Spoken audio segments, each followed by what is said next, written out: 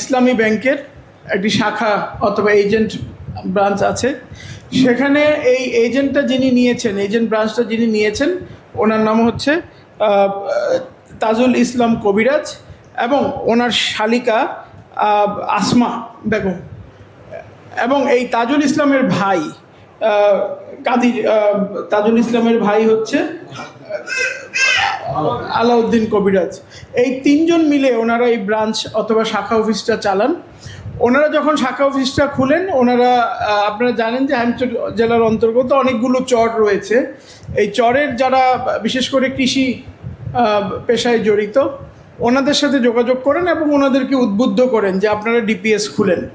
So এই DPS খোলার নাম করে তাজুল ইসলাম গং ওনাদের কাছ থেকে জাতীয় পরিচয়পত্র কপি নেন, ফর্ম, ব্যাংকের বিভিন্ন ফর্ম ফিল আপ করতে হয় সেটা আপনারা জানেন, সেগুলো ফিল আপ করেন এবং এর পাশাপাশি ওনাদের ঠিকানা এগুলো অন্যান্য এই ইনফরমেশনগুলো অথবা তথ্যগুলো সংগ্রহ করেন। জাতীয় পরিচয়পত্রের মধ্যে কিন্তু নিজের নাম, পিতার নাম, আপনার ডেট অফ বার্থ, জন্ম তারিখ এবং সিগনেচার অথবা টিপসই এবং ঠিকানা, এগুলো কিন্তু সব থাকে। সো এই জিনিসগুলো উনি সংগ্রহ করেন। তারপরে উনি যেটা করেছেন, উনি একটা সময় এই গ্রাহকদের এই তথ্যগুলো ব্যবহার করে তাদের অগোচরে, তাদেরকে না জানিয়ে সম্পূর্ণ জালিয়াতির মাধ্যমে ওনাদের নামে অ্যাকাউন্ট ওপেন করেন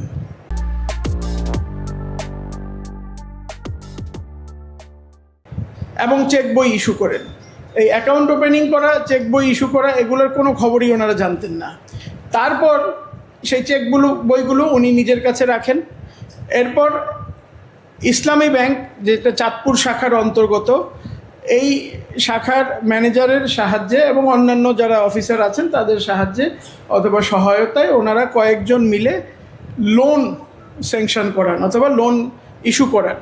সেই লোন ইস্যু করে লোনের যে অর্থ, বিভিন্ন ক্ষেত্রে দেখা গেছে যে 4 লাখ, 1.5 লাখ, 3 লাখ এরকম বিভিন্ন পরিমাণের অর্থ এক একজন ব্যক্তির নামে ইস্যু করান এবং এই ব্যক্তিগুলোর সংখ্যা হচ্ছে 40-এর ঊর্ধ্বে। তাজউদ্দিন ভাই আমাদেরকে বুঝাইছে যে তোমরা নদীবাঙ্কির মানুষ, তোমরা যদি কিছু সঞ্চয় করো, তোমরা প্রতি মাসে তোমরা ডিপিএসের মাধ্যমে তোমরা ডিপিএস করো। তো আমি ওনার প্রলোভন করে আমি 2টা ডিপিএস করছি, আমার ছোটো ভাই একটা ডিপিএস করছি। এই ডিপিএসের মাধ্যমে উনি আমাদের এনআইডি কার্ড এবং কি ছবি সহ আরও কী উনি তথ্য নিয়ে গেছে, কিন্তু আমরা এর মাধ্যমে আমরা কিছু জানতে পারি না। কিন্তু যখন এই কোর্ট রায় দিয়েছে, যখন পুলিশ আমাদের বাড়িতে খুঁজছে, আমাদের হ্যামচরে এখনও অনেক ওয়ারেন্টভুক্ত আসামি পলাতক আছে, আর 8-10 জনের মতন আমাদের সব যারা আশেপাশে আমার আত্মীয়-স্বজন তাদেরকে পুলিশ ধরে নিয়ে আসছে। পর 50% টাকা দিয়ে পরে জামিনে গেছে। আমি দস্তখত জানি না, আমি বাড়ি টিপ দিতে, আমি টিপ দিই, যত ওই দস্তখত লাগে আমি টিপ দিই, কিন্তু আমাকে তো এই যে আইডেন্টি কার্ডের ফটোকপি হয় না, কী বাজার টেহা উঠাইছে আমরা জানি না। এই যখন পুলিশ বাদ গেছে, এই জানি যান আমার নামে মামলা হয়েছে। এখন যার বিরুদ্ধে অভিযোগ, এটা তো আসলে তার বিরুদ্ধে মামলা করার মতো তো এভিডেন্স লাগবে। বাস্তবে সে যে করছে সে একা না, সেটা তার মাধ্যমে সেখানে তথ্য উপাত্তগুলো নিয়েছে।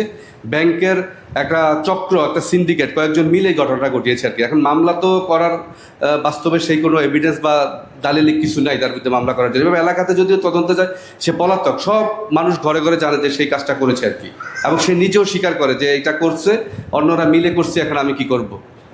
এবং এদেরকে বলে যে টাকা দিচ্ছি বলে এরকম সময় ক্ষেপণ করতেছে আর কি।